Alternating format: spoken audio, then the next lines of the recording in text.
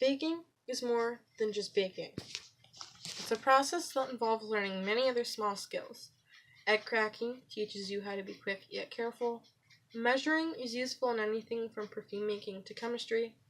The concept of patience is in everything. At first, I believed that baking would be boring, that I would suck at it, or that I'd burn the kitchen down. Don't worry, that hasn't happened. Yet. After my first time baking alone, I realized that I wasn't quite as bad at it as I thought. I chose baking as my 20% time project because many of my other family members can do it. Their baking is amazing, and I was personally wondering if I had that gift as well. It turns out that I do. It took a lot of courage for me to figure that out, though. The cupcakes that I made may have been delicious, but they weren't the best looking.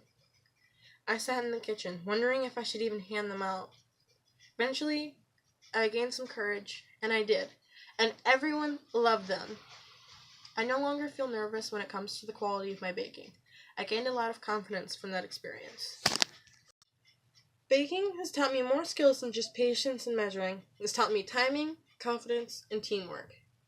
For a majority of this project, I've worked with someone else. Whether it be my dad, my cousin Caitlin, or my grandma, I've always worked with someone. When I first started, I believed that I could do everything on my own, that I would master everything the first time that I tried. Boy, was I wrong. I had said this at a time where I'd never cracked an egg on my own. I had also never baked anything entirely on my own either.